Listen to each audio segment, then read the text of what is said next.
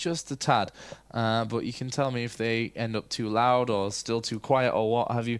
But you can see here the loading screen, so you guys get to see who's playing what. And also what skins they're playing. All cool.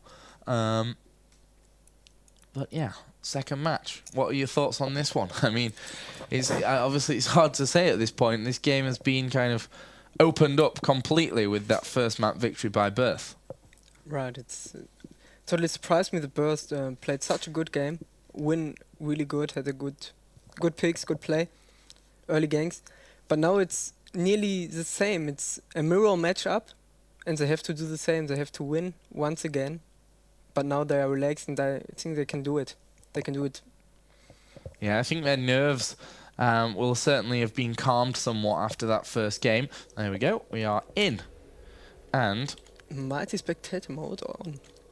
Spectator mode. And then, just because we can, interface, HUD scale. Whoa, too much. Let's try there. I think still a little bit too small, maybe, for you guys at home. That one. I think that one's good enough.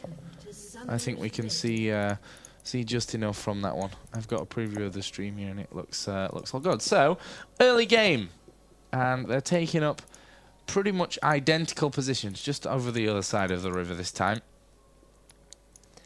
Yeah, Team SK stacked up the summon Voidling from Malzahar, who's really strong in level 1 fights,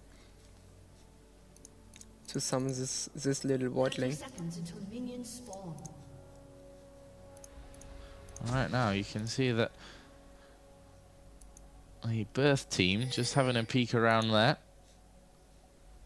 We are going to see SK start to work their way in there, and actually the early damage thrown out from Ash. But both teams kind of running rings around each other at the minute, not really any kind of fight. Yeah, but the important point is Burst team placed the ward on the blue buff. Yeah. So they have vision of it.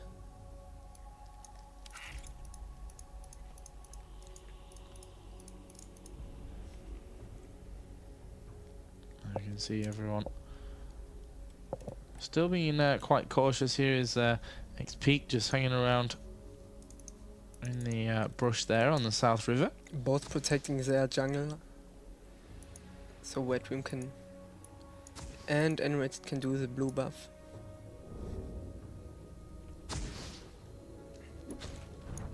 There is unrated.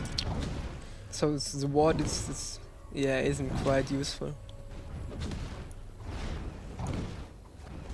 Of course, over on the other side, Wet Dream already finished off actually on that buff. Yeah, and Onslaught and Aranaya are coming bot lane, and they already missed 3 creeps. A little bit slow maybe to get himself ready. At the minute we've got XP as Cogmore and Althor as Malzahar, the two-player middle. Of course the tanks soloing up at top. Malphite with Rashasi, and also Cyanide who's playing Cho'Gath. You can see already XP has taken a tad bit of damage early on, but of course right now all about the farming game is and ready to just move in his way with Powerball. And he flashed and he taunted. Good job. But Alter know how much damage he can take. He get away quite easy. Yeah, Alter at this point still holding on. Of course, Cogmore got the nice range on him there, but the Malzahar player Althor knows what he can stand and what he can't. And now this... Yeah, I guess Enraged Fierce, I guess he had 2 less life to fight against this. He also don't know where the other Rammus is. Melissan and Olaf are doing a good job down there, level 3. And on the other hand, Onslaught and Aranaya are just level 2.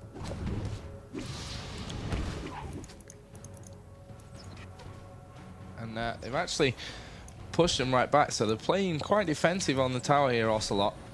Aranaya. Which probably won't last for long. You see them just backing away. Both Ramesses, of course, going about their business. Generated going to take red buff, and Wet Dream is already underway with his. Now let's see if they are taking the red buffs by themselves or doing it for mid lane or bot lane. I guess they're doing it to gank. Yeah. Red room already finished, and rate 2. Alto had to go back on level 5.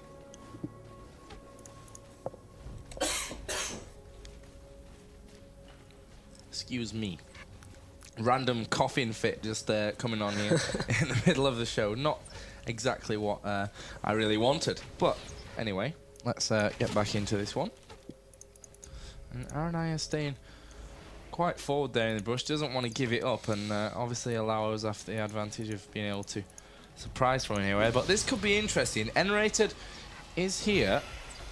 And they are going to go through there, but N-rated a little bit slow, and well, it was nicely defended anyway by Ozaft. Boy, Cat real good for his range carry.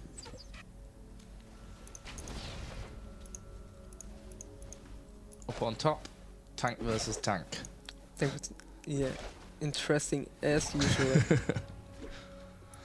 Let's not watch that. Mid lane, both players, Alpha on XP, hanging around level 5. Now XP is level 6 and he can really harass really good with his ultimate. Oh, nicely timed there as well. And you don't need to fear Altos till he's not level 6. But there's N-rated is coming. Oh. And XP actually just flashing away there. I mean, yeah, flash and cleans. Down to that half HP. Wet Dream ganked down and got a first blood on Aranaya. So his first blood again, going over to Team Birth. And now Wet... This was bad communication. They could probably catch Onslaught. And Wet Dream there taking the tower. Damage. Oh, and they've ganked top there. I completely missed that one. Sorry, N-rated just pushing his way in. And, well, Cho'Gath goes down.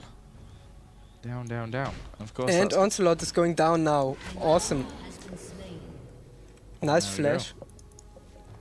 This is quite a good position now for Team Birth. XP really doing a good job of keeping the harassment onto Althor in middle as well. Yeah, also using his Ignite to get the 10 ability power bonus from his utility tree. Or it's offensive tree. I'm sorry. Getting 10 ability power. Althor will go back. We have N-rated there just picking up blue buff again. And Wet Dream doing exactly the same down on that bottom line. And we have Cyanide now back. That is Cho'Gath. When we look at Melissa and X-Peaks, they're just a little bit better farming than Alter and Onslaught. Melissa had 50 creep kills, 1 kill, and Onslaught has just 38 creep kills and no kill. So this is quite a good position to start with. Now he's porting back, and Melissa can board his BF sword. Meanwhile in the mid, X-Peak is ganked real easily. He has no summoner spells up. He just gets caught by N-rated and Altor's ultimate. This is why Mata is so dangerous in early game. He just ultimates you and you are 2.5 seconds out of the game, can't do anything. and just die when somebody comes to gank. And Rammus is there as well to give you another stun. And yeah, Wedrum can't do something alone in mid. Right now we have Arane and Ocelot back in his bottom lane together. Up on top, same story. The tanks that are surviving until they get ganked. Yes, you need is probably porting back with full life and yeah, arrow down, Onslaught is dead. Well, Arane not quite able to keep Ocelot up, and that's the second time, right? Yeah, it is. But this time without Rammus ganks, this was just good from Melissan, who has already finished his BF sword, and Onslaught is still on 1 Dorans and boots. It's a huge advantage. This 50 damage more. It's amazing. So you need to pot it back top because they want to do Dragon and they want to get Dragon definitely, because when Shogat eat Dragon it do 1000 damage, and this is much more than any smite can do, so they can get Dragon real easy. They placed invisible ward. Yeah. So, Malzahar is coming in for a little bit of a peek actually. N-rated hanging around as well. And N-rated going to go quite aggressive, and he's moving straight in here onto Melissan. Of course, he'll get the taunt off as well, and Melissan in trouble. Ultimate up for Rammus, and he will get the kill there. And of course, the rest moving in now for Team Birth. XP maybe could have a bit of a problem. N-rated will have to move back. Onslaught is coming. And well, all 5, of course, surviving from that one for SK. XP managed to get away there at the end, and N-rated just had to back off. He was, he had his shield up, but unfortunately also was taking the hits from the tower as well. So he couldn't continue there, and we are going to see now him try and take it. Oh, Althor could be in trouble. Yeah, he's taunted and he's tossed up, silenced, and dead. Althor is dead. And Wedrum is in a bad position now. He got taunted. You can't use the defensive flash, and he get away with. Will he? Yeah, he get away. Yeah, 85 HP. So you need to also flash, and also to survive with flash and the safe dragon. So it's quite okay. They get the kill on Altor. Yeah, it was definitely worth it. Chassis.